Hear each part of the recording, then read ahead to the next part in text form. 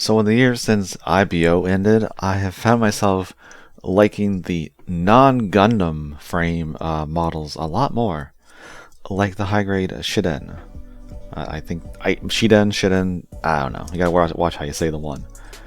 I just really like how this thing is. It is a more mass-produced mobile suit, and it has that feel of more grounded. It's very Jesta if you take a lot of the armor off. At least it does. It has the armor on most of the area, but it's like a gray color. But it just kind of looks more bare because that's just how they are. But the overall design is nice, and I like the color. A very nice color. And even the head is kind of neat. It's got a little sensor, much like the is it the EWAC? Ecos chicken. I have that one. And you can actually raise the visor. You just gotta kind of pull it out. It doesn't have a perfect hinge. And you can see the weird camera that it has. Oops. If you can get her up. Come on. Not a fan of that. But it's there. Never been a fan of really any of the ones that the face mask or whatever it is can open up and show the camera. Never been that appealing. But this, I like. I like it like that. I like it like that. And it's still got really good posability for the time. I mean, IBO kits were good for their posability. It's just that some of them didn't hold up that well over the years. This guy's pretty good. A nice tight stomach crunch, although you notice how the pistons look like they're just popping right out. Because they are. Because they're not connected to anything down below, so it looks kind of weird, like you just like snapped them in half with those pistons just hanging out. And the front skirt is just one solid chunk. And it goes about that far, but if you force it just a little bit, it unpegs slightly from the crotch, and you can get some really good range of motion. It's very minor, like you just push it back in a little bit.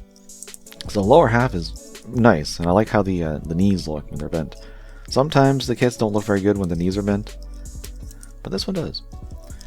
And feet are relatively good. Not a huge tilt in the ankle department, but it does have some toe posability, which definitely looks like it should toe, right? Just the way it's designed. So that's good. Everything about this is nice. And I'm gonna probably get this into your head, and you won't be able to see it any other way. But that chest looks like a lion mouth. Doesn't it look like a lion mouth? You got the muzzle here, you got the eyes. These can be like the ears or the mane, kind of. It looks like a lion head to me. Just doesn't have the lower jaw piece. So customizers, you know, I mean, I guess I could do it. Probably won't though, but I could. So the body, very nice. Like the body. And for being a more mass-produced general mobile suit, it comes with quite a bit. It has an assault rifle, which I never give it. It's okay. It's a little big, but it's okay. It's just that I like this guy with the melee. First off, we have the buckler. Just a small shield. Good for wanting to move around fast. One thing I've noticed with these kits, the Shiden itself, is the shoulder hinge. It likes to come unpegged. It works itself off extremely easily on both sides. So maybe none of the kits for that series got out unscathed when it comes to hinges. It's always something. They tried.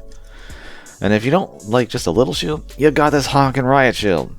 This is ridiculous. This thing is huge. Unfortunately, unlike the Gym Guard custom, it doesn't have, as far as I can tell, any other feature. It's just a shield. Got these two little holes up here for some reason. And you can probably fit the barrel in there of the gun and shoot through it, but it's just a giant shield to be held. But thankfully, because, like, yeah, you could have it on the, like, holding the handle, but it's not really going to hold that well. Thankfully, they give you a peg, so you can actually peg it into the side of the arm as well. And thankfully, there's just enough space in that shield with the handle you can get the hand cover back on. And that arm, the joint's coming unpegged. That's kind of annoying. Ah well, what are you going to do? So yeah, you can have two shields. Or you can always peg this one on the hard points on the skirt. Because you do have some hard points on the skirts, ones on the arms, and one's on the sides of the backpack, which I have a clip because he also comes with this paddle, which the Gunpla Wiki is telling me it is the partisan. Sure, partisan. I love the fact that you can extend the handle. Just do it for days. And another thing, this hole here, You actually see it on quite a few mobile suits that are not like Gundams. I don't think Gundams have this connector, but it's to mount different things. Like you can mount it here, right? Like on this clip, with no problem. But it's also got this mounting. Why did your foot fall off?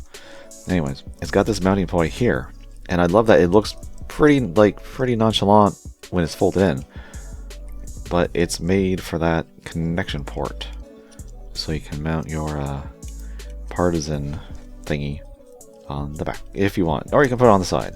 Although I like to mount some of the extra weapons that it comes with other, was it like IBO upgrade sets, like this kind of baseball bat with weird spikes on the end. I just like to plug it in on that side, and then you got the shield on the other side.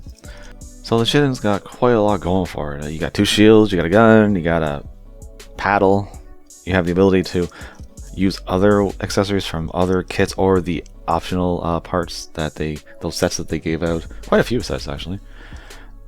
And you know, it's a little short compared to like some of the bigger Gundams with, you know, this big high heel hooker boots, but hey, it's still pretty cool.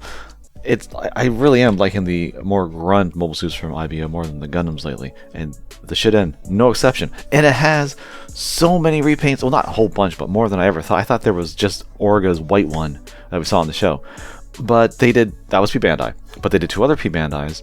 The Ryusei Go, the pink one, where you had the same kind of command antenna and the eyes on the top, and then the is it the Raiden, the Raideno? And I didn't know those were actually high grades, because of course they're P-Bandai. But hey, if you can buy this guy, it is in stock as of now. I've seen it several places. It's worth 1,200 yen. That's what it goes for. It's pretty good for all the stuff you get.